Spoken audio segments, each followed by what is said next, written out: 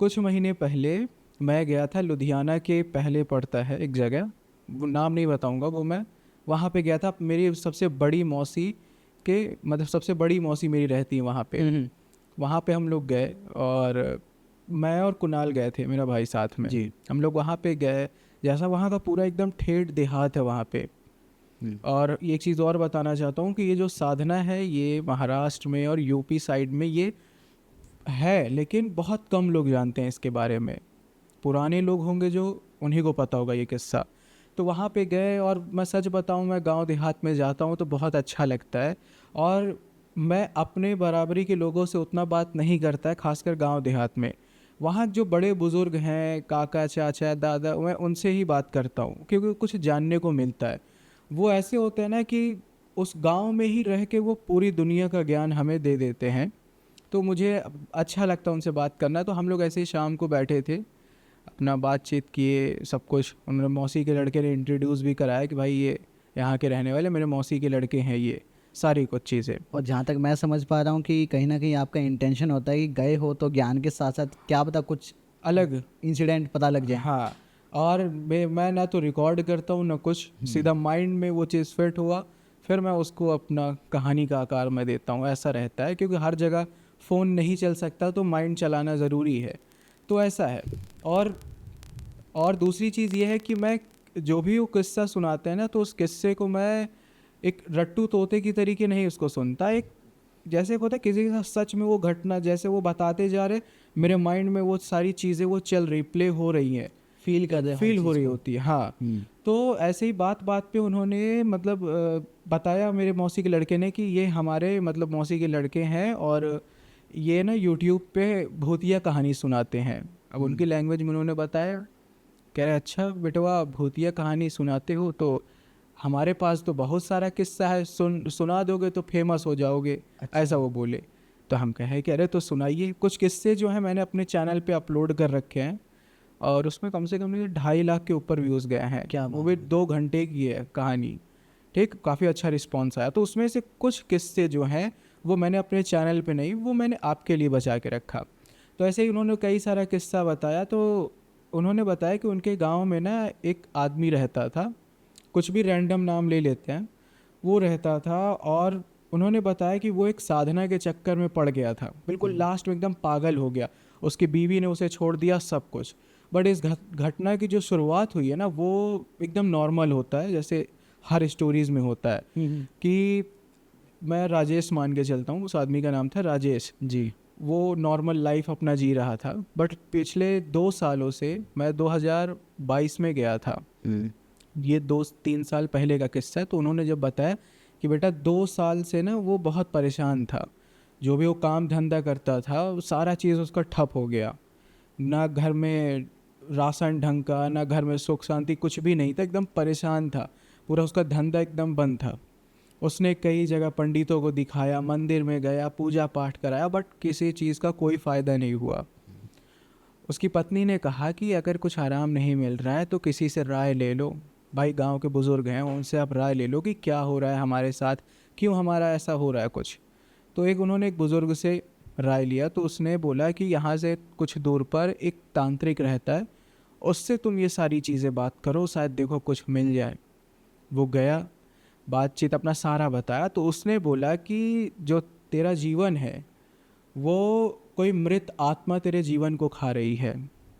मैंने कहा कि मतलब मैं समझा नहीं, क्या किसी की कोई भटकती हुई आत्मा है जिसका प्रकोप तेरे जीवन पर है, और वो जो तू कुछ भी कर रहा है वो सारी चीज़ें तेरा वो होने नहीं दे रही है, वो रुकावट डाल रही है। तो कहा कि महाराज तो फिर मैं क्या करूं, कुछ इसका निवारण बताइए। तो उसने बोला कि तुझे इसका केवल एक ही साधना तुझे करनी होगी, जिसका नाम है वाकड़ी साधना। अब मन में आ रहा होगा भाई कैसा नाम है वाकड़ी पहली बार सुन साधना, रहा हूँ, थोड़ा सा अटपटा ही नाम है। कुछ गैस करो कि ये क्या हो सकता है वाकड़ी साधना, क्योंकि कभी कभी नाम में ही पता चला। वाकड़ी। भाई I am not sure, but वाकड़ी लग रहा है कुछ हड्डी वगैरह से रिलेटेड कुछ, या ऐसा कुछ मे बी। सही पकड़े हैं। अच्छा ऐसा ही है। हाँ, अरे भाई ये एक गैस मारा रैंडम था गैस था आपने। बस। हाँ, हाँ क्योंकि ज़्यादातर जो भी साधनाएं होती है उसमें हड्डी उड्डी ज़रूर शामिल होती है। हाँ हाँ हाँ। तो सही है। लेकिन ये थोड़ा अलग है, हड्डी का प्रयोग है लेकिन कुछ थोड़ा डिफरेंट में है। तो उस तांत्रिक ने बताया कि जो ये वाकड़ी साधना है इसमें तुम्हें क्या करना होता है कि जो मरे हुए इंसान है उसकी हड्डी को तुम्हें जागृत करना होता है। अच्छा। ये होता है। उसने, मैं आपको थोड़ा सा ये बता देता हूँ आखिर वाकड़ी साधना, जो ऑडियंस को थोड़ा क्लियर हो जाए, स्टोरीज सुनने में हेल्प होगा। वाकड़ी साधना असल में ऐसी साधना होती है, मेन उसका मोटिव ये होता है कि मरे हुए इंसान की हड्डी को हम जगाते हैं और जो ज्ञान होता है उस ज्ञान को हम उस मरे हुए इंसान की हड्डी से लेते हैं। जैसे कोई इंसान मर गया तो हमें उससे ज्ञान चाहिए, तो हम उसकी हड्डी को जगाएंगे और उससे ज्ञान लेंगे। लेकिन सबसे खतरनाक चीज़ ये होती है कि अगर एक बार वो हड्डी जाग गई तो उसे सुलाना बड़ा मुश्किल होता है। मतलब सुलाना भी पड़ेगा। हाँ, क्योंकि अगर वो एक बार जाग गई तो फिर जब तक आप उसको शांत नहीं करते या उसको सुला नहीं देते तब तक वो आपकी लाइफ बर्बाद कर देगी, और बहुत मुश्किल होता है कि वो हड्डी को कोई सुला पाए। ऐसा है। बाकी और भी इसके नियम हैं, वो आपको मैं आगे बताऊंगा। तो अब भाई वो जो राजेश था वो बहुत परेशान था अपनी लाइफ में। तो उसने बोला कि ठीक है, आप जो बोलो मैं करने के लिए तैयार हूँ, बस ये है कि मेरा जो जीवन इतना कठिन है इसको आप बस किसी तरीके से इसको हल करो, ये सारी चीज़ें। तो उन्होंने बोला कि देखो कुछ नियम है। सबसे पहले तुम्हें शमशान में या किसी पुराने मकान में या कोई खंडहर जैसी जगह में तुम्हें जाके वहाँ पे ये साधना करनी है। साथ में तुम्हें किसी से भी कुछ नहीं बताना है जी। इसमें क्या क्या सामग्री लगेगी, वो चीज़ क्या है। एक तो बालों का जो गुच्छा होता है, बालों का गुच्छा लगेगा। कौन सा? जिंदा इंसानों का नहीं, मरे हुए इंसान का बालों का गुच्छा। साथ में सूखे हुए खून की मिट्टी और 3 मरे हुए इंसानों की सूखी जुबान यानी कि जीभ, टंग। ये सब मतलब मल्टीपल लोगों का हो सकता है, एक ही इंसान का चाहिए? नहीं, 3 जुबान चाहिए तो अलग अलग 3 लोगों। हाँ। तो इसका मुख्य जो मेन है ये उसी के लिए ये कि जो 3 जुबान ली जाती है वो 3 आत्माओं का एक तरीके से एक संगठन बनाया जाता है, जिससे हम किसी वो जो भी मरा हुआ इंसान जो भी अगर हमारे पीछे पड़ा है जिसको जगाना है वो तीनों मिलकर उसको जगाते हैं। अच्छा। ऐसा इसका मेन मोटिव होता है। तो उसने बोला कि ठीक है, हम सब करने के लिए तैयार हैं। उन्होंने ये चीज़ किया। साथ में क्या हुआ कि उस तांत्रिक ने ये बताया कि देखो तुम्हें अगर करना है तो जल्द ही तुम्हें करना होगा। उसने अलग अलग जगहों पे राजेश को भेजा सामान लाने के लिए, जो सामग्री लगी। उसने एक खंडहार में भेजा जिसमें एक आदमी की मौत हुई थी, जो कि पिछले 13 साल से उसकी डेड बॉडी मतलब पड़ी हुई थी। सब कुछ अब सूख गया था बट उसको वहाँ पे दफनाया गया था, मीन्स तो उसका जो हेयर है। अच्छा ये बताओ आप, मतलब मैं ये पूछना चाहता हूँ कि जैसे इंसान की कोई डेड बॉडी हमने उसको दफना दिया है तो चाहे 13 साल हो जाए चाहे 10 साल हो जाए तो क्या बाल उसके रहते हैं या फिर नहीं रहते? भाई मेरे हिसाब से बाल भी डिकम्पोज हो जाते हैं, नहीं रहते हैं। क्योंकि मैंने एक मूवीज में देखा है तो बस कंकाल मिलता है, बाल हाँ वगैरह ये तो नहीं बात मिलते है, हैं। तो वही चीज़ है। लेकिन उस तांत्रिक ने ये बताया, क्योंकि भाई देखो नॉर्मली होता तो वो बोल देता किसी भी कब्र में तुम चले जाओ, बाल उखाड़ के लेके चले आओ, लेकिन नहीं, उसने बोला कि एक ऐसा, वो भी पता है कैसा, कि ऐसे इंसान का बाल का गुच्छा चाहिए जो जिसकी मौत ही अजीब तरीके से हुई हो, या फिर मतलब बोल सकते उस तांत्रिक का कुछ अलग ही प्लान था। जिस इंसान की डेड बॉडी को वो बाल लाने के लिए भेजा, उसने खुद बताया कि 13 साल से वो मरा हुआ है। लेकिन जब वो वहाँ पे गया ना तो देख रहा है कि बाल वैसे के वैसे ही हैं, जैसे लग रहा है इसकी डेड बॉडी जैसे कल ही की हो, ऐसा लगा। मतलब बाकी शरीर कंकाल बाकी है, शरीर बस का बाल कंकाल, है। बस बाल थे उसके। अजीब थोड़ा है सा ये चीज़ अजीब तो। है ये बहुत चीज़, बहुत अजीब भाई। क्योंकि साधना भी अजीब है तो इसके किस्से भी जाहिर सी बात अजीब होंगे ही। उसने वो बाल लिया, और लेकिन जब वो बताया ना बाल जब वो लेने गया तो अजीब सा उसको बड़ा मतलब एकदम भारी सा लग रहा था, और ऐसा लगा कोई उसके आसपास है, बट डरते डरते उसने वो किया। फिर उसको भेजा कि जा तू यहाँ से लेके आ, एक पेड़ के नीचे एक है खून का पूरा एक बॉडी है जिसका खून पूरा वहाँ पे फैला हुआ है, तो जहाँ पे वो मिट्टी में गिरे हुआ है खून, उस मिट्टी को उठा के लेके आ। भाई सूखा हुआ खून है तो मिट्टी में गिरा होगा तभी वो लकीर बनेगा, सो ड्राई खून से लिक्विड कैसे बन पाएगा। तो उसने बोला जहाँ पे ये खून गिरा हुआ उस मिट्टी को उठा के लेके आ। साथ में तू शमशान में जा, जहाँ पे डेड बॉडी जलती उनकी 3 जुबानें तू लेके आना है तुझे। मतलब वो तांत्रिक ऐसे बैठे बैठे सब देख रहा था कि ये सामान यहाँ मिलेगा, ये सामान इस टाइम पे यहाँ मिलेगा, इंस्ट्रक्शंस दे रहा है, गाइड कर रहा हाँ है बस वो बता रहा है कि तुझे ही लाना है। क्योंकि वो लाने को तो तांत्रिक भी ला सकता था, लेकिन जब साधना कर रहे हो तो उसमें आपका हाथ योगदान होना चाहिए। तो वो गया 3 जुबान लेके आया, फिर उसने उसको सारा नियम सब कुछ बताया और बोला कि अब तू एक खंडहर है, वहाँ पे तू जाके ये साधना कर, लेकिन ये है किसी से बताना नहीं। तो और ये टोटल आपका 11 दिन का साधना था। तो उसने अपनी पत्नी से बोल दिया कि ऐसा है कि मैं काम के सिलसिले से बाहर जा रहा हूँ 11-12 दिन के लिए। तो बोली ठीक है। वो खंडहर में गया, उसने सारी साधना जैसे होता अपना स्टार्ट किया। धीरे धीरे कुछ तो नहीं हुआ 1-2 दिन, लेकिन तीसरे चौथे दिन में ना उसको मतलब ऐसा थोड़ा थोड़ा डर लगा। बट उसको सिर्फ डर ही लग रहा था, लेकिन 11वें दिन उसको ऐसा लगा कि हाँ, पहले ये बता दो उसका सेटअप कैसा था थोड़ा सा। उसने क्या किया कि जो खून का जो राख था, मतलब जो खून, सूखे हुए खून की जो मिट्टी थी, उसको त्रिकोण में उसने डिज़ाइन बनाया, उस त्रिकोण में वो बैठा। साथ में उसने क्या बोलते उस मिट्टी का कुछ उसने भभूत टाइप का दे रखा था, राख टाइप का। उसने उसको मतलब गोल घेरा बनाया, यानी कि गोल घेरा बना त्रिकोण के बीच में, हाँ गोल घेरा वो था, हाँ अच्छा, गोल घेरे के बीच में त्रिकोण, गोल घेरे के बीच में त्रिकोण था, वो त्रिकोण के बीच में वो बैठा था। और 3 जुबान, एक यहाँ जैसे त्रिकोण ऐसा बना है, एक एक कॉर्नर पे उसने 3 जुबान रखी। सामने उसने सूखे हुए जो बाल के गुच्छे थे वो, प्लस उसके बाद उसने एक इंसान की हड्डी रखी थी। हड्डी कहाँ पर? मतलब अपने जस्ट सामने बाल के गुच्छे के जस्ट सामने उसने हड्डी रखी थी। अब वो हड्डी हल्का सा भी नहीं हिला, लेकिन 11वें दिन ना वो हड्डी मतलब बोलना स्टार्ट कर दी। वो कर रहा है साधना, तो उसको ऐसा लगा कि वो हिल रहा है, जैसे वाइब्रेट हो रहा है। वाइब्रेट होते होते वो हड्डी, मतलब उस हड्डी में से उसको आवाज़ आ रही है। कैसी आवाज़? मतलब बड़ी स्ट्रेंज सी आवाज़ आ रही कि बता तूने क्यों बुलाया मुझे। बात कर रही है, बात कर रही एकदम नॉर्मल, जैसे हम लोग आप बात कर रहे हैं ऐसा, बता तूने मुझे क्यों बुलाया।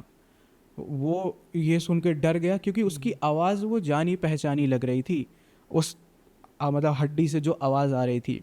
उस तांत्रिक ने यह भी कहा था तुझे डरना नहीं है, हिम्मत से काम लेना। तो वो चुप था पहले, फिर बोला डरते डरते कि भाई तू कौन है, क्यों मेरी ज़िंदगी बर्बाद कर रहा है। उस आदमी ने, राजेश ने उस हड्डी से बोला कि तू कौन है, तू क्यों मेरी ज़िंदगी बर्बाद करने पे तुला हुआ है। तो वो कहते हैं मैं तेरा दादा हूँ।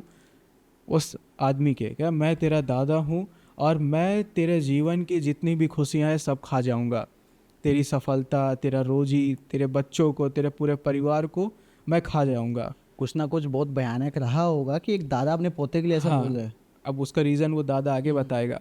तो उसने कहा कि क्यों, मैंने क्या किया, मैं तो आपका पोता हूँ। हाँ वही। तो उसने बोला, उसके दादा ने, क्यों, क्योंकि तूने मेरा अच्छे से श्राद्ध नहीं किया था।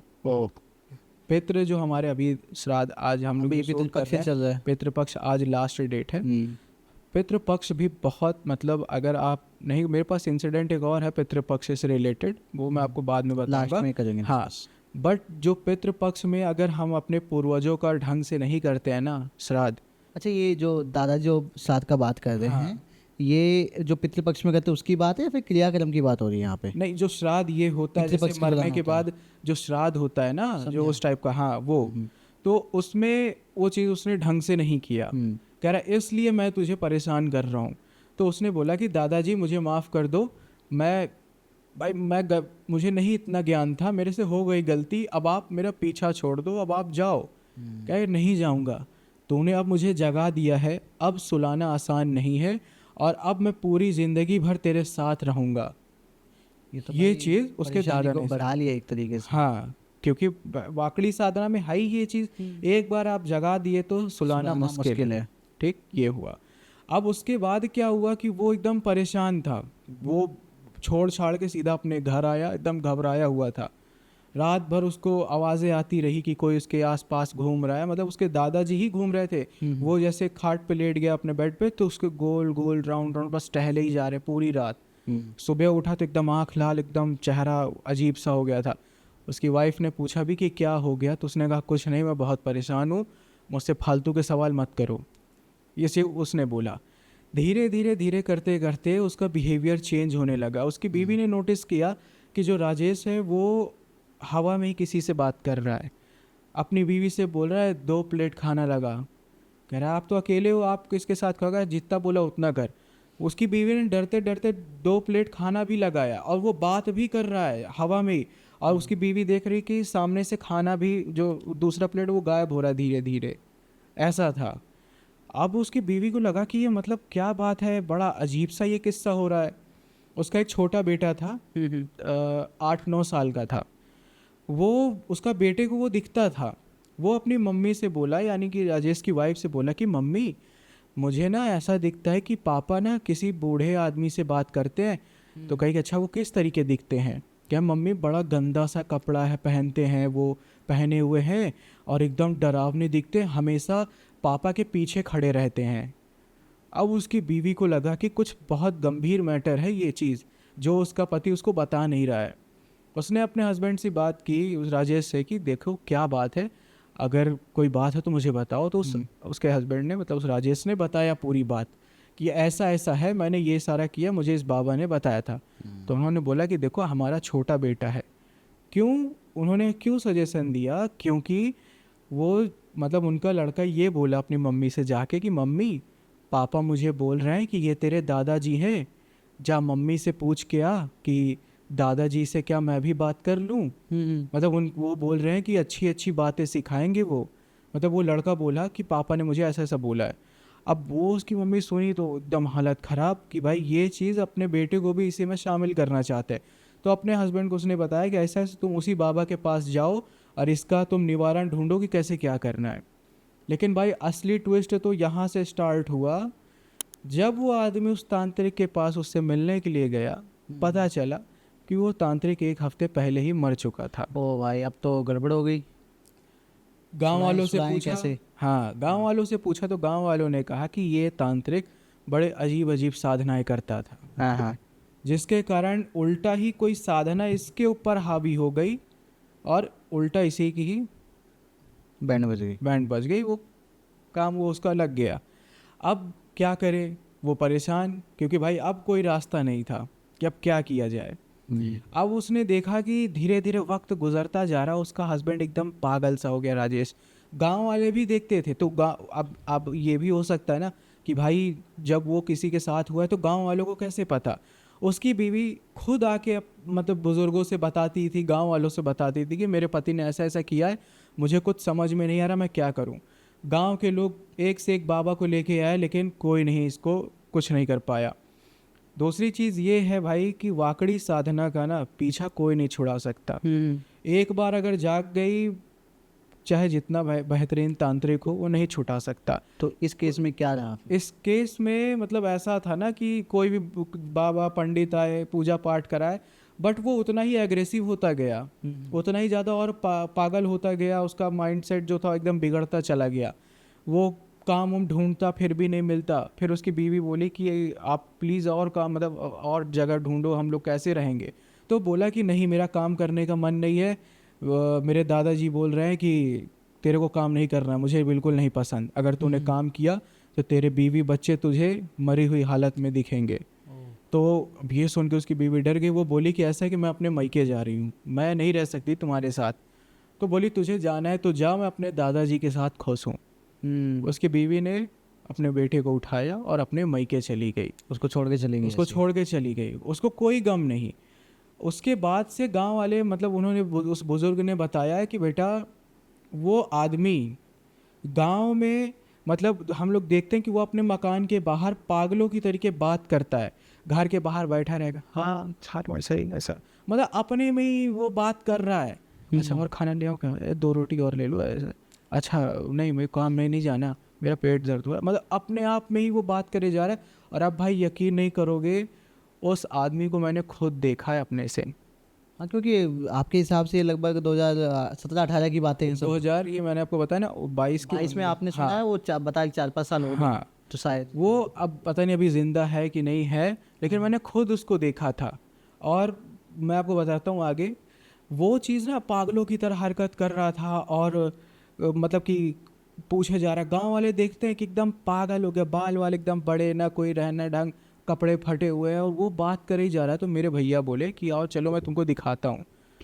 अब क्यूरियोसिटी तो थी अंदर से कि देखना तो पड़ेगा यार। कौन है? अब जब मैंने देखा दूर से, मैं कहा भाई मैं दूर से देखूंगा, ऐसा ना हो कि उसकी नेगेटिव एनर्जी मेरे पास आ जाए। मैं कहा दूर से देखूंगा।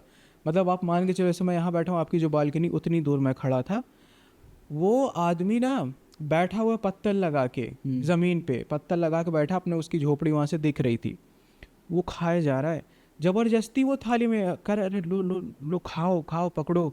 फिर अपने आप में ही, अरे मत करो ना, लग रहा है मत करो, अपने में ही वो बड़बड़ाए जा रहा है। फिर पता नहीं कैसे हाथ से इशारे कर रहा है ऐसे, और अजीब से, मतलब वो निशान जैसे तंत्र क्रिया में निशान बनाते हैं ना, वैसा वो अजीब तरीके का निशान बनाया जा रहा है। कुछ याद है कैसा निशान कुछ बना रहे थे?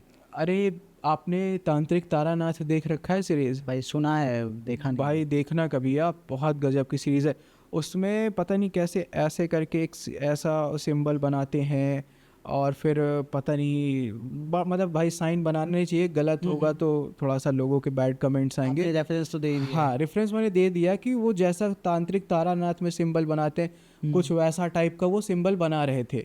और बड़ा अजीब तरीके से ज़मीन पे पता नहीं क्या त्रिकोण और वो गोल, पता नहीं क्या क्या अजीब अजीब सा वो चीज़ बना रहे थे। मैं कम से कम 10 मिनट तक मैं उसको देख रहा था। अजीब सा मुझे वो चीज़ फील हो रहा था कि मैं बता भाई, सच में मैं सिर्फ कहानियाँ सुनाता हूँ, और मैं खुद देख रहा हूँ कि रियल में भी ये सारी चीज़ें होती हैं। मुझे लगता है कि यार लोग जो भी बोलते हैं ऐसी साधना होती, वैसी साधना होती, यार मैंने खुद देखा अपनी आंखों से कि उस साधना का कितना भयंकर प्रकोप पड़ा हुआ है। तो ये था किस्सा इसका। अक्सर भाई ये चीज़ आपने सही बोली, होता है, आप हो या मैं हूँ, हम अक्सर ना ये किस्से सुनते रहते हैं, हमारे ऑडियंस के लिए लाते रहते हैं, हमारा काम ही यही है। तो एक टाइम आता है, एक फेज़ आता है कि हम ना इतना सब कुछ इन चीज़ों के बारे में सुन लेते हैं कि हमें लगता है कि ये सब कुछ बहुत नॉर्मल है या फिर एग्जिस्ट नहीं करता। सही बात है। बट इसी बीच में ना कोई मतलब जैसे 10-15 केसेस के बाद कोई एक केस ऐसा ज़रूर आता है जो हमें वापस से इन चीज़ों के ऊपर बिलीव करवाने पर मजबूर कर देता है। हाँ। तो ये वैसे ही कुछ आपने देखा अपनी आंखों से कि कोई इंसान एक साधना के चक्कर में पागल हो गया है। वही चीज़ है ना कि मतलब मैं खुद देख रहा था कि कभी कभी ऐसा होता है, बहुत सारे किस्से सुना है, लेकिन उसमें से एक दो किस्से का ना रियल लाइफ में एग्जांपल दिख जाता है वो। और एक किस्सा जो मैं आपको बताना चाह रहा था, वो किस्सा नहीं, मुझे इसी से रिलेटेड एक दूसरा किस्सा याद आ गया। साध वाला जो बता रहे थे हाँ, कुछ। हाँ। तो वो कौन सा?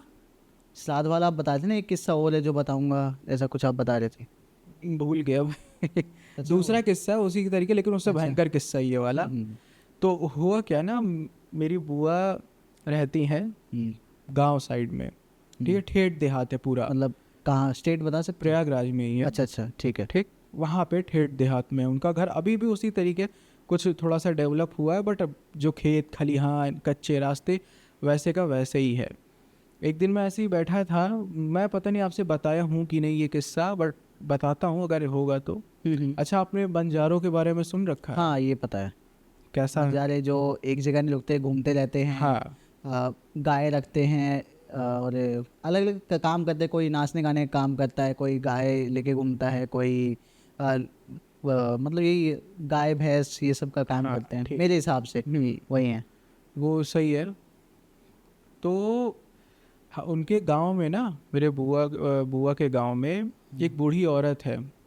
मेरे भैया लोग कहते हैं भाई, मेरे भैया अपने से ही पूछे, हम लोग ऐसे करीब वही 7:30-8 बज रहा था सुबह का, तो अपना हम लोग दातुन कर रहे थे नीम का जो डंडी को। मैं कहा भाई हमेशा शहर में तो ब्रश से ही करते हैं, गांव देहात का अलग ही पूरा फील, कभी कभी अलग ही मजा होता तो है। दातुन मैं कर रहा था, तो वो बूढ़ी औरत एक जा रही थी। तो मेरे भैया ऐसे मजाक में बोले, अच्छा सूरज, ये औरत को देख के क्या लगता है? मैं कहा देख के क्या लगता है, बेचारी गरीब है, पागल लग रही है। मतलब ऐसा वो पगलेट जैसे हरकत, साड़ी वाड़ी खुला उला ऐसे ही ये करे जा रही है, और एकदम मतलब उसकी हालत भी देख के लग रहा था कि बहुत गरीब है ऐसा। अब कह रहे कि अच्छा है, मैं तुम्हें एक बात बताऊं, यकीन करोगे? मैं कहा क्या? कह रहे कि ये औरत के पास ना जितना पूरे गांव में पैसा है, उसका 10 गुना पैसा इसके पास है।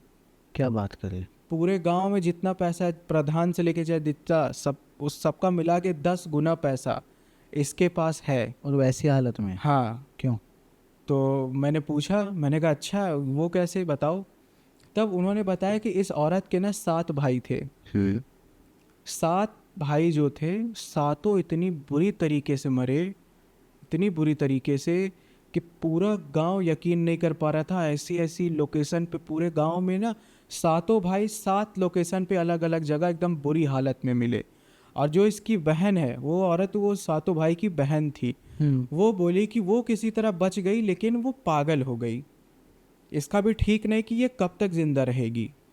जो धन है इसने छुपा के रखा है और सबको पता है कि इसने कहाँ रखा है, लेकिन किसी की हिम्मत नहीं है उस धन को निकालने की। यहाँ तक कि जो चोर है ना वो भी डर रहा है उस धन को छूने की। तो गैस आपको थोड़ा सा अंदाजा होगा कि शायद कोई वो श्रापित कोई धन श्राप होगा। वगैरह होगा उनके हाँ, ऊपर, तो उनकी इसके फैमिली पीछे के का, ऊपर ही होगा शायद। हाँ तो उसके पीछे की हिस्ट्री मैं बताता हूँ। जी। जो वो बूढ़ी औरत थी ना, उसके सातों भाई का ईंट का मतलब जो ईंट का जो भट्ठा होता है गांव देहात में, जो बड़े बड़े चिमनी बने होते हैं ना, साइड में ईंट ओट लगी रहती, पूरा ईंट का वो सातों भाई का भट्ठा था। उन्होंने बताया कि कई साल पहले बंजारों का एक परिवार था।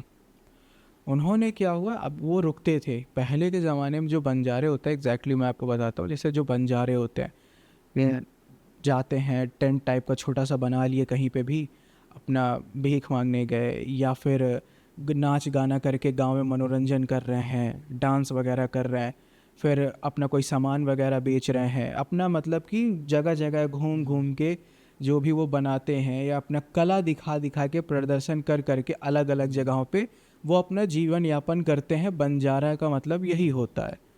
और उन्होंने मतलब जो बंजारों का काफ़ी बड़ा ग्रुप आया था वो लोगों का उस गांव में। तो उन्होंने क्या है ना कि अब भगवान जाने कहाँ से क्या, उन्होंने ना 3 घड़े, चांदी के घड़े, कम से कम बताया इतने हैवी, इतने बड़े बड़े, सब में सोना चांदी भरा हुआ, सोने के सिक्के, चांदी के सिक्के, वो उन्होंने उसी भट्ठे की ज़मीन पे गाड़ दिया था। ठीक, अलग अलग जगहों पे उसको थोड़ी थोड़ी गैपिंग पे करके उन्होंने गाड़ा था, और वो उसी भट्ठे के पास रह रहे थे अपना वो बना के। अब सातों भाइयों को ना थोड़ा सा शक हुआ कि यार कुछ तो यहाँ अजीब है, क्योंकि उन्होंने 1-2 बार देखा था कि ये लोग गड्ढा खोद के कुछ निकाल रहे हैं ज़मीन से। वो लोगों का ऐसा था ना कि जब उनको ज़रूरत होती तो गड्ढा खोदते, अपना निकालते, फिर उसको ढक देते, ऐसा था। उन्होंने नोटिस किया उन सातों भाइयों ने क्या किया, एक को मतलब उन्होंने सातों भाइयों में से एक ने पूरी कड़ी निगरानी रखी कि आखिर ये लोग क्या निकाल रहे हैं। उसने क्या देखा, शाम का वक्त था और उसने देखा कि ये लोग ना घड़े खोद के उसमें से सोने का सिक्का निकाल रहे हैं। उसको लग गया भाई ये बंजारे जो हैं ये मामूली नहीं है, पैसा इनके पास बहुत है। भाई उन्होंने बताया कि पूरा गांव इसलिए ही इतना ज़्यादा ये लोग को कोई इस बूढ़ी औरत पे दया नहीं करता। क्यों? क्योंकि उन लोग का जो कर्म था वो सबसे खतरनाक था। उन्होंने इन पूरे बंजारे को परिवार को खाने में जहर मिलाया और बंटवा दिया कि लो खा लो तुम लोग। वो सब बेचारे खुश कि चलो मालिक कितने अच्छा हम लोग को खाना होना दे रहे हैं। उन्होंने खाने में जहर मिलाया, बेचारे खाए और सभी के सभी मर गए।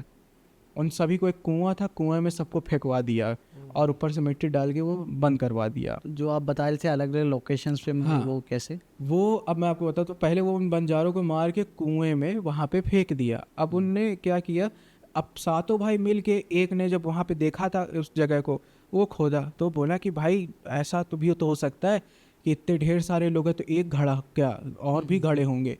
उन्होंने ढूंढा, शाम तक उनको 3 घड़े मिल गए। उनको लगा कि बस यही 3 घड़े हैं। ठीक, अब वो जो बंजारा जो थे वो सब भाई उनको मारने के बाद अब कैसे किसी का धन आप मार के उसका पैसा आप अच्छे से यूज़ कर सकते? नहीं कर सकते। उन भाइयों ने जहाँ जहाँ पैसा लगाया, समझ लो एक एक करके पागल होते गए। किसी को कैंसर हो गया, किसी को खून की उल्टी होने लगी, कोई पागल हो गया, दिमागी संतुलन बिगड़ गया। जिन जिन ने उन पैसे का यूज़ किया, अब जैसे भाई उसके जो भाई थे सभी शादीशुदा थे, अपना लाए, बीवी बच्चे क्या भाई आदमी कमा के लाए, ठीक है खाए, उसी पैसे का आप खाना खा रहे हो सारी चीज़ें, तो श्रापित आप भी हुए।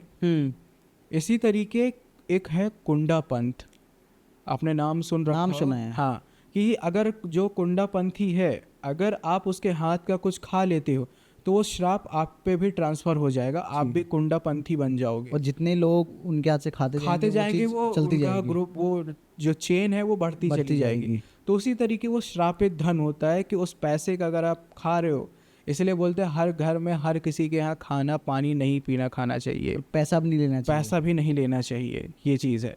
अब वो लोग जैसे जैसे करते गए, गांव वालों ने सब नोटिस किया और गांव वालों को पता चल गया था भाई, गांव है कहीं ऐसा जो मोहल्ला जहाँ पे इतनी सी भी बात होती है ना तुरंत फैल जाता है।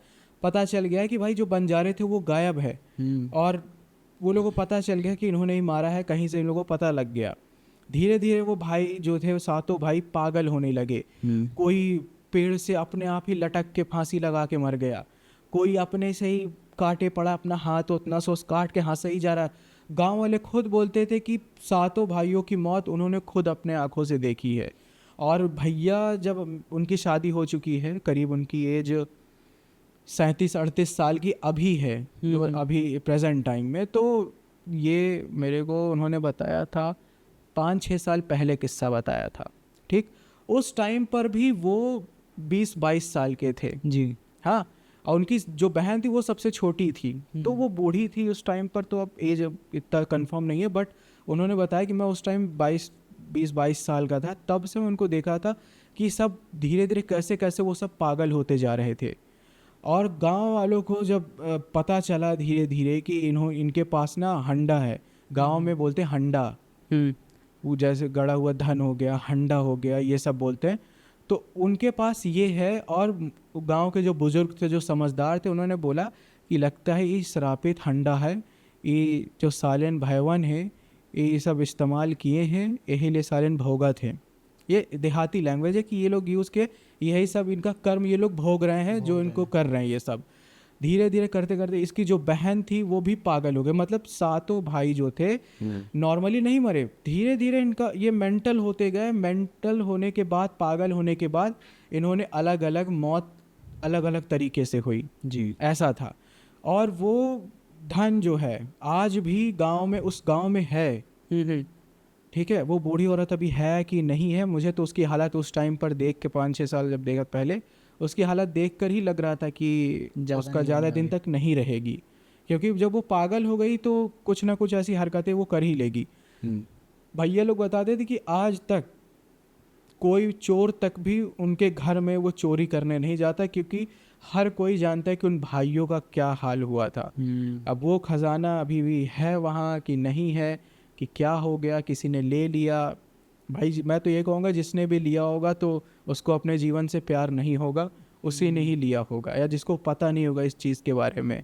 तो ये था इसका जो किस्सा था, बंजारों का किस्सा जो श्रापित धन का। इस तरीके से कह सकते हैं कि जो भी कोई ट्राई करेगा उनका पैसा लेने की, या उसमें से एक छोटा सा हिस्सा भी ले लेगा, तो वो जो श्राप है वो उनको फॉलो करेगा। हाँ, और फिर उसके चक्कर में पूरी फैमिली भोगेगी वो चीज़। जी ऐसा होता है। अच्छा, इसी चीज़ से ना एक चीज़ और मुझे याद आ रही है, मैं दो बार शायद डिस्कस भी कर चुका हूँ। ये जो धन होता है ना, गड़ा हुआ धन, लोग इसको पा लेते हैं, या फिर काफ़ी सारे तरीके होते हैं, कुछ एंटिटीज़ के द्वारा ना हम पता कर सकते हैं कि हमारे आसपास कहाँ पर है। क्योंकि पहले भाई बैंक्स वगैरह होते नहीं थे, और ना ही ऑनलाइन सिस्टम होता था कि आपका बैंक में पैसा पड़ा है। सब लोग जो भी करेंसी होती है, जो भी आपकी धन संपत्ति होती है, सब कुछ सॉलिड फॉर्म में होती थी, फिजिकल फॉर्म में होती थी, जैसे सिक्कों के रूप में, गहनों के रूप में, इस तरीके से होती थी।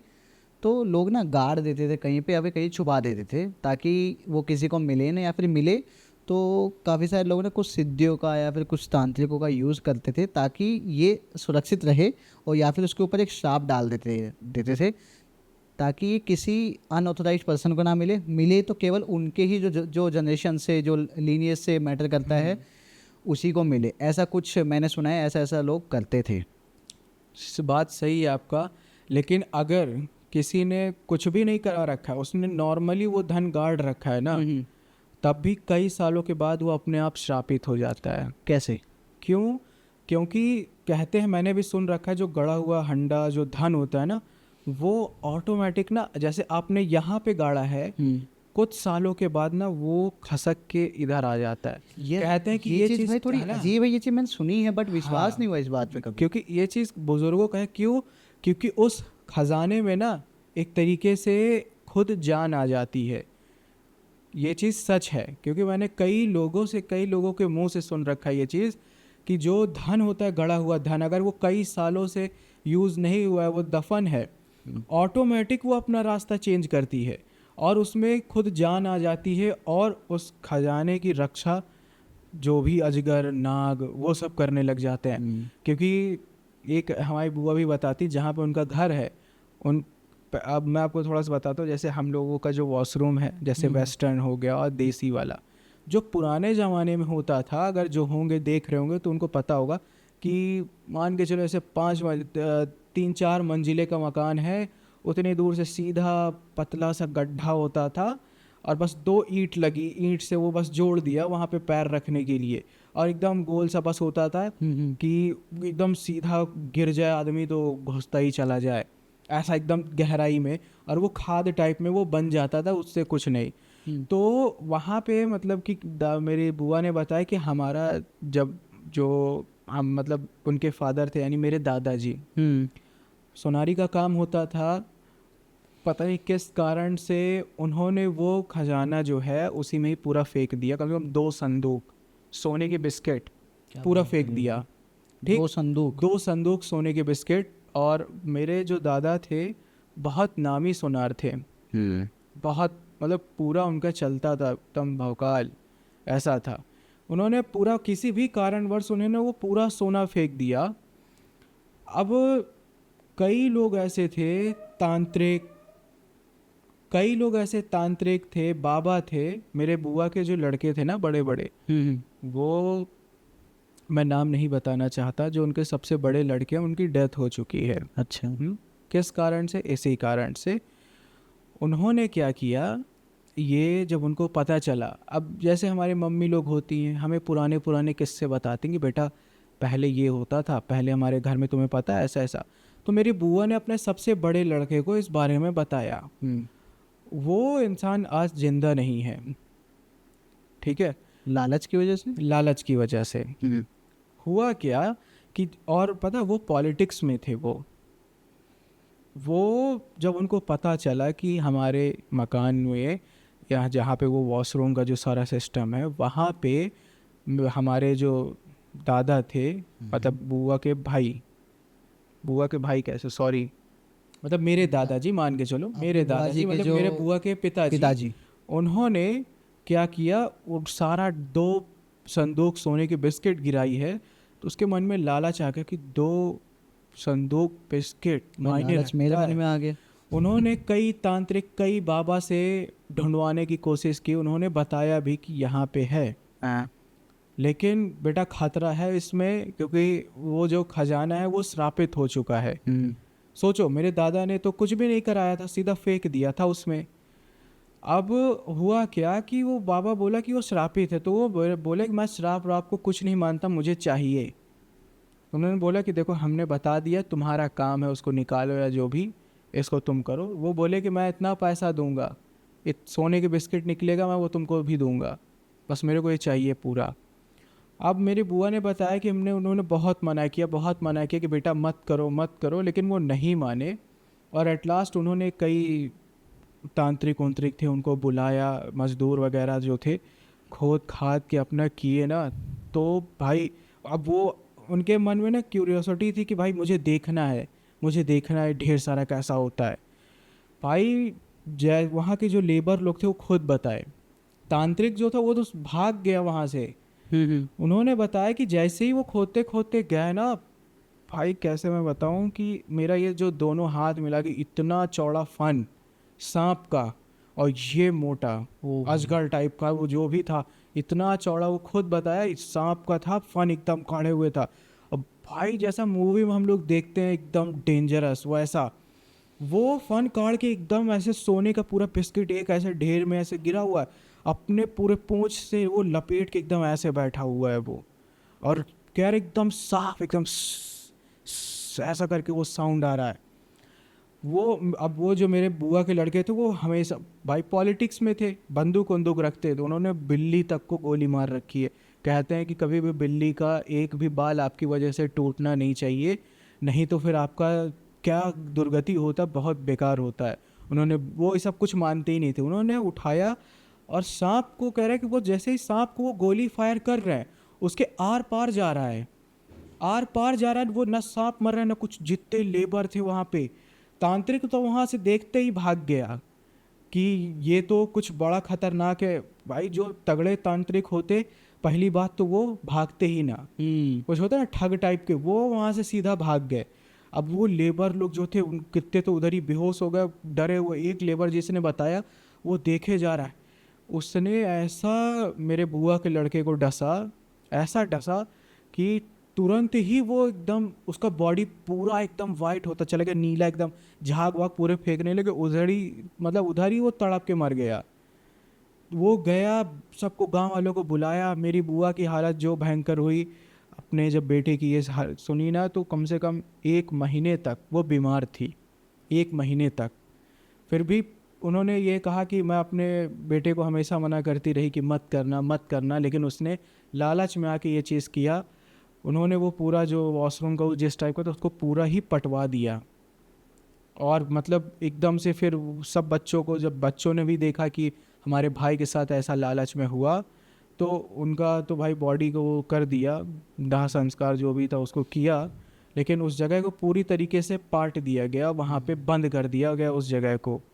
तो हम, मेरी बुआ आती थी जैसे राखी वाखी पे, इस बार भी राखी पे आई थी, तो जैसे बताते बताते बेचारी रोने लग जाती हैं अपना कि ऐसा ऐसा हुआ। तो समझाते हैं हम लोग भी कि बुआ छोड़ो, कोई बात नहीं, जिसके किस्मत में जो लिखा था वो तो होके ही रहा, ठीक है। लेकिन बुआ मेरी आज भी कहती कि बेटा कभी भी फालतू के तांत्रिक वगैरह और गड़े हुए धन के चक्कर में कभी नहीं पड़ना चाहिए। 2 रोटी कम खाओ, 2 पैसा कम कमाओ, कभी भी धन दौलत गड़ा हुआ उसके चक्कर में कभी मत पड़ना। ये चीज़ है। अभी भाई लगभग आई थिंक 3 महीने पहले एक पर्सन आए थे हमारे पास, तांत्रिक ही थे वो, तांत्रिक कम मैं साधक कहूँगा, साधक थे। हाँ। तो वो अपना एक केस बता रहे थे जो इस गड़े हुए धन के आसपास ही घूमता है। बस इसमें फ़र्क क्या था कि ये जो गड़ा हुआ धन था, ये जिस पर्सन ने इनको कांटेक्ट किया था उनकी ही जनरेशन से लिंक करता था। हुआ क्या था, और उन्होंने मुझे बताया भी कि वो ना कोई एक बहुत ही फेमस कोई बॉलीवुड के एक्टर हैं, और लोग समझ जाएंगे कि मैं किन की बात कर रहा हूँ, मैं बस नाम नहीं ले सकता। तो उन्होंने ऑफ कैमरा मुझे बताया कि एग्जैक्टली किसकी बात कर रहे हैं। तो वो बता रहे थे कि वो जो पर्सन है, जो वो एक्टर हैं, उनको ना काफ़ी दिनों से कुछ सपने आ रहे थे, जैसे सपने में पैसा दिखना, सपने में नाग दिखना, सपने में कुछ पेड़ पौधे दिखना, मतलब पीपल का पेड़ और जैसे मतलब अजीब अजीब चीज़ें कुछ दिख रही थी रेगुलरली। और तो जो ये पर्सन थे, जो साधक हैं, ये है ना, कुछ लोग होते हैं जो क्या कहते हैं, जो बॉलीवुड के लोगों का ही हम करते हैं, हाँ। वैसा कुछ होता है। मेरे को नाम याद नहीं आ रहा एग्जैक्टली क्या कहते हैं उनको। तो वो लोग, उनको कोई कांटेक्ट करता है जो जैसे एक होता है ना कि कुल देव, तो राजगुरु टाइप के उनके कुल पंडित होते हैं, कुल तांत्रिक होते हैं, जो ऐसा कह सकते हैं। हाँ, कि वो केवल जो एक्टर उन्हीं का ही वो पूरा उन्हीं केस का ही संभालते हैं, देखेंगे, वो बाकी और किसी का हाँ, नहीं देखते हाँ। हैं। तो वो बताते हैं कि फिर वो उनके पास आते हैं, तो उन्हें सब कुछ बताते हैं कि काफ़ी दिन से क्या हो रहा है, उनको सपने आ रहे हैं। तो वो कहते हैं कि थोड़ा सा टाइम लेते हैं और बताते हैं कि आपको जो ये सपना है ना, ये एक अच्छा संकेत है, और आपके आसपास आपकी कोई एक प्रॉपर्टी है, उसमें ना धन गड़ा हुआ है। अच्छा, मेरे हिसाब से जो एक्टर आप बात करो, जी से नाम है क्या उनका? जी से तो नहीं है, उनका नाम आर से है, ठीक है। उनका नाम आर से, ऑफ कैमरा हम डिस्कस कर सकते हैं सब। तो भाई वो उनको बुलाते हैं, और फिर उसके बाद उनको बुलाया जाता है, और उनको जो भी प्लॉट की बात होती है, प्रॉपर्टी की, तो हालांकि वो जो प्रॉपर्टी थी वो ऐसी खाली पड़ी थी, कुछ भी नहीं था वहाँ पे, ऐसी एक तरीके से बस छोड़ रखी थी, कुछ नहीं है। तो वहाँ पे वो बताते हैं, उस साधक मेरे को, कि उन्होंने ना कच्चा कलवा होता है उसका इस्तेमाल किया था ये सब चीज़ें पता करने के लिए कि कहाँ पर धन है कहाँ पर नहीं है, ये सब चीज़ें उन्होंने पता किया, और फिर वहाँ पर ना खुदाई स्टार्ट करवाई। भाई वो बताते हैं कि उनके पास इतना धन निकला है, वहाँ से इतना धन निकला है कि उनकी अगर 7 पुश्तें भी बैठकर खाएं ना, तो भी वो पैसा ख़त्म नहीं होगा। मतलब उन्होंने कुछ एग्जांपल्स बताए, एग्जैक्टली अमाउंट नहीं बताई, बट उन्होंने बोला कि भाई आप जो लग्जरी से लग्जरी गाड़ियाँ सोच सकते हो वो डेली एक खरीद सकते हैं, इतना धन। बस वो उसको उस तरीके से शो नहीं कर सकते किसी को, लेकिन हाँ अपना रहन सहन आराम से बड़े प्यार से कर सकते हैं। उस चीज़ को वो शो ऑफ में यूज़ नहीं कर सकते हैं, उस पैसे का, उस धन का। लेकिन हाँ उन लोगों के पास उतना धन आया है और उन्होंने हमें भी ऑफ़र किया कि भाई आपने इतना हमें दिया है कि, और उसमें से वो कह रहे हैं कि अगर मैं उसमें से 1% उसका, अगर 1% भी मैं ले लेता ना, तो शायद मुझे पूरा ज़िंदगी कुछ करने की ज़रूरत नहीं थी, इतना पैसा था वो। लेकिन क्योंकि मेरे गुरुजी के नहीं थी आ गया तो हम नहीं ले सकते थे, तो हमने नहीं लिया। बस जो हमारा जो रेगुलर जो भी चार्जेस होते कुछ 1000 रुपये वही लिया हमने, क्योंकि ऑब्वियसली वो हमारा नहीं है, वो एक जनरेशन का है, एक स्पेसिफिक लीनिएज के लोग ही उसको यूज़ कर सकते हैं। तो ये सब कुछ उन्होंने किस्सा बताया, बाकी हम ऑफ कैमरा डिस्कस करेंगे सब कुछ, मैं आपको और डिटेल्स बताऊंगा इस केस की। बाकी लोग अगर ये पॉडकास्ट देखना चाहे तो उसकी लिंक डिस्क्रिप्शन में मिल जाएगी, लोग वहाँ से देख के समझ सकते हैं, और अगर उनको समझ में आता है कौन है या क्या है तो अपने अपनी राय कमेंट सेक्शन में शेयर कर सकते हैं। बाकी सूरज भाई आज के लिए आप बताइए कि और कुछ ऐसा बचता है जो आपको अभी ध्यान में आ रहा हो जो हम डिस्कस कर पाएँ। नहीं, और किस्से तो नहीं है, बट मैं आपको एक चीज़ बताना चाहता हूँ। ये किस्सा सुन के, जैसे आपने बताया कि उन जो साधक थे उन्होंने कच्चा कलुआ का प्रयोग किया गड़े हुए धन का पता करने के लिए। ऐसे ही एक अर्बन लेजेंड है असम में, धन कुबेर। वो ऐसे ही धन का मतलब वो धन के बारे में वो बताता है, और वो ना अट्रैक्ट करते हैं लोगों को। बड़ा ही डेंजरस अर्बन लेजेंड है वो धन कुबेर, ठीक है। ये क्या करते हैं कि लोगों को जिसके मन में लालच है उसको वो ऐसा क्रिएट करते हैं सीन कि उसको दिखेगा कि हाँ भाई धन आगे है, वो करता जाएगा, गड्ढा करता ही जाएगा, उसको धन दिखेगा। इतना मतलब मेंटली उसको थका देंगे, इतना घुमा देंगे उसको जाल में उस तरीके से कि या तो वो इंसान पागल हो जाएगा या फिर वो मर जाएगा। लेकिन जो सही इंसान है वो धन कुबेर पता लगा लेता है। कॉन्सेप्ट मेरे को उतना अभी मतलब है क्लियर था, बट अभी थोड़ा सा वो हो गया, आउट ऑफ स्लिप हो गया वो। लेकिन हाँ ये है कि धन कुबेर जो है सबसे क्रीपीएस्ट अर्बन लेजेंड है इस मामले में, कि वो सिर्फ मन की शुद्धता को देखता है वो, कि इस इंसान के अंदर कितनी प्योरिटी है, कि ये लालची है या नहीं है। अगर वो लालची नहीं है तो उसको खुद वो रास्ता दिखाएंगे कि बेटा यहाँ पे ये धन है, तो यहाँ पे खुदाई कर। या तो उसको सपने में आएंगे या तो फिर कुछ ऐसा सीन वो क्रिएट होता जाएगा कि वो खुद दिखेगा उसको। तो ये चीज़ है धन कुबेर के बारे में। असम का ये है? असम का ही अर्बन लेजेंड है ये। तो अगर असम से हमें कोई देख रहा हो और कुछ जानता है इसके बारे में, क्योंकि सूरज भाई उतनी क्लैरिटी नहीं है अभी, हाँ तो प्लीज़ हमें कमेंट सेक्शन में बताएं। और अगर इससे रिलेटेड कोई इंसिडेंट है या फिर सिमिलर कुछ भी, तो वो लोग भी, तो वो चीज़ें भी आप लोग हमें बता सकते हैं कमेंट सेक्शन में। बाकी सूरज भाई काफ़ी सारी डिस्कशन किए, काफ़ी सारी बातें की, और ओवरऑल मैं कहूँ ना तो आज का जो डिस्कशन हमारा था ये हॉरर तो था ही, बट हॉरर के साथ साथ ना ये वही कंक्लूजन वही निकलता है कि भाई किसी और का पैसा, किसी और का धन आपको कभी रास नहीं आएगा। ये चीज़ है, हमें लगता है कि अरे वाह अगले के पास तो बड़ा पैसा है, हमें नहीं पता ना कि वो पैसा उसने कैसे कमाया है, क्या उसके पीछे, उस पैसे के पीछे क्या चीज़ है जो जुड़ी हुई है, तो वो हमें इम्पेक्ट कर सकती है। और एक चीज़ हमने ना बीच में डिस्कस की थी, जैसे कि हम किसी इंसान, जैसे आपने बताया कि किसी के भी घर खाना नहीं खाना चाहिए, पानी नहीं पीना चाहिए, पता नहीं वो किस तरीके से उस रोटी को कमाता है। ऐसे ही पैसे के साथ भी है कि हमें पैसा नहीं लेना चाहिए किसी से, ऐसा ही है कुछ। हाँ वही चीज़ है। और देखिए इसका ना कई सारा चीज़ है कि अगर हम जैसे बोलते हैं ना कि भाई 2 नंबरी का पैसा है, किसी का वो गरीब का हाय हत्या लेके वो अपने घर में वो खाना पका रहा है, और अगर आप खा रहे हो तो उसका जो इफ़ेक्ट है वो आपके लाइफ पे पड़ेगा। इसी तरीके जो भी बड़े गुरु महाराज जो लोग भी हैं वो यही कहते हैं कि हमें कभी भी भंडारा नहीं खाना चाहिए।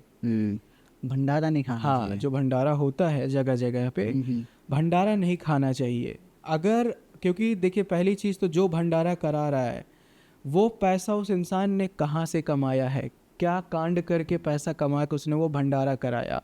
वो तो चलो भंडारा करा रहा है तो उसका तो पुण्य जितने लोग खाएंगे वो समझ जाओ कि उसके पाप के भागीदार होते जा रहे हैं, उल्टा उसके में पुण्य होता जा रहा है कि भाई वो भूखे लोग खा रहे हैं।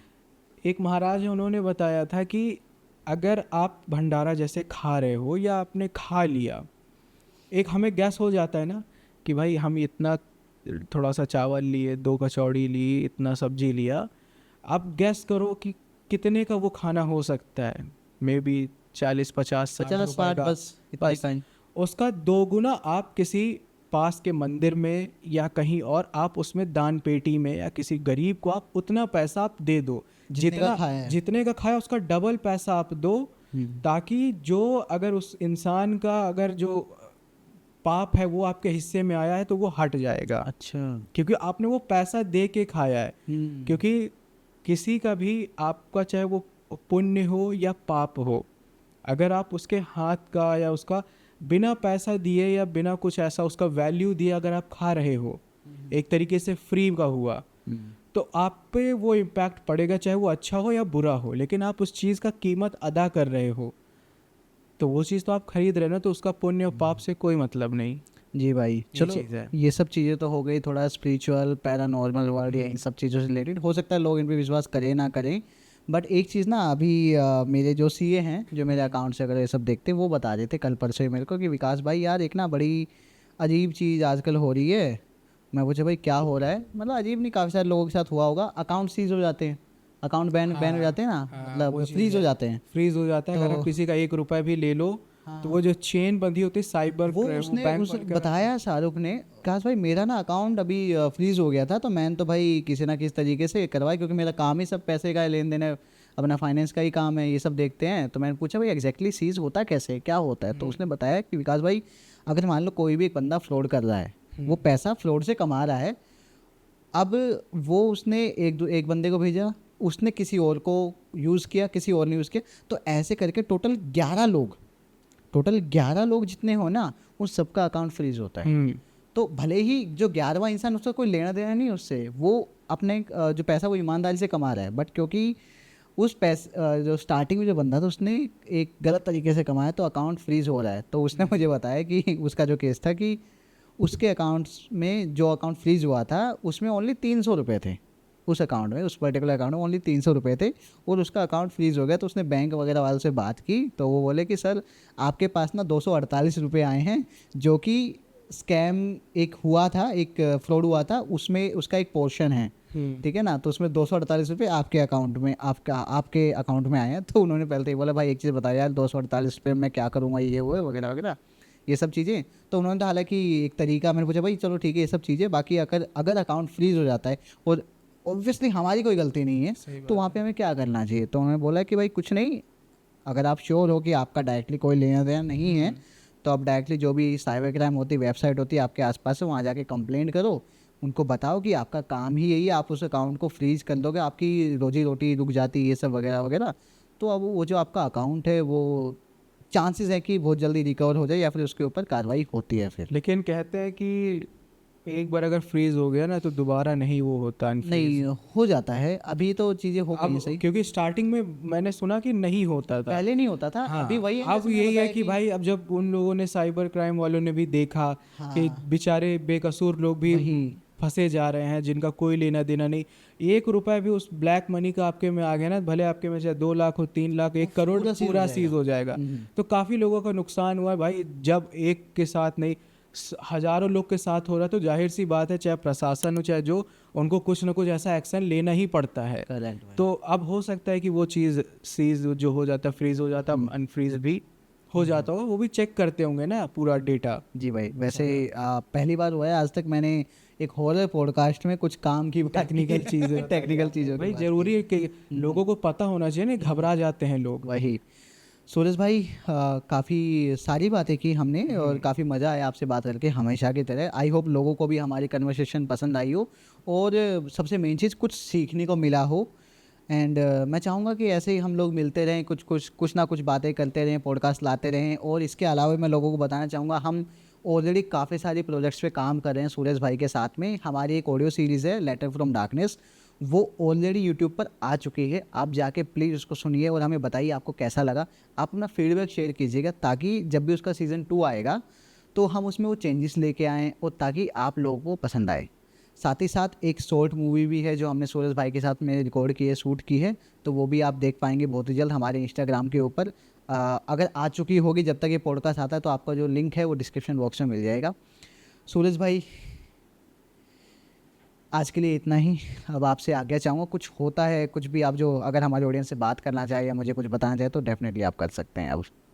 मैं तो बस यही कहूँगा कि पॉडकास्ट में काफ़ी अच्छा लगा, और ऐसा लगा कि हाँ, यूट्यूब के लिए नहीं, नॉर्मली जैसा हम लोग बातचीत करते हैं बिहाइंड द कैमरा, हम लोग भी फिर भी देखो ऐसे ही नॉर्मली बात करते हैं, बस ठीक है। तो मैं यही बोलूँगा कि भाई विकास भाई को सपोर्ट करो, क्योंकि सपोर्ट अगर आप लोग करोगे, हमारे माइंड में क्रिएटिविटी भरी पड़ी है, लेकिन जब वो हम लोग को उस लेवल तक का जब वो रिज़ल्ट दिखता है ना, तो क्रिएटिविटी और उछाल मारती है कि हमें और अच्छा करना है। और किस लिए? ये आप ही लोगों के लिए होता है कि हम लोग और कितना अच्छा करें, कि आप लोग भी बोर हो चुके होंगे कि रोज़ डेली वही दाल चावल मिलता है, तो उसी तरीके रोज़ रोज़ अगर आप सेम चीज़ें देखोगे ना तो बोर हो जाओगे। तो इसलिए अगर आप सपोर्ट कर रहे हो तो आपके लिए हम लोग यूनिक चीज़ें ट्राई करते हैं। विकास भाई और जब भी हम आते हैं, इनके यहाँ मैं आता हूँ, तो कुछ ना कुछ आइडियाज़ निकल ही आते हैं, और कोइंसिडेंस भी देखो कि जो भी एक्सपेरिमेंट होते हैं वो मेरे ही साथ होते हैं। तो बस सपोर्ट करो भाई आप लोग। बात ये है ना कि देखो, मुझे नहीं पता लोगों का मुझे लेके क्या पर्सपेक्टिव है, बट अल्टीमेटली मैं आप सभी लोगों को बताना चाहूँगा, मुझे ना अभी एट दिस मोमेंट फ़र्क नहीं पड़ता कि कितने व्यूज़ आ रहे हैं। ऑब्वियसली मैं चाहता हूँ व्यूज़ आएँ, बट जब भी मैं कुछ एक्सपेरिमेंटल करता हूँ तो आप लोगों के लिए करता हूँ, क्योंकि मुझे ऐसा लगता है कि कुछ नया लेके आएंगे ना तो हमें भी मज़ा आएगा, आप लोगों को भी कुछ ना कुछ नया मिलेगा। जो रेगुलर हमारे हॉरर पॉडकास्ट है वो तो आते ही रहेंगे, वो नहीं रुकने वाले हैं, बट इसके साथ साथ कुछ ना कुछ नया हम आप लोगों के लिए लाते रहेंगे। बाकी सूरज भाई, आई विश कि लोगों के पॉडकास्ट पसंद आएगा।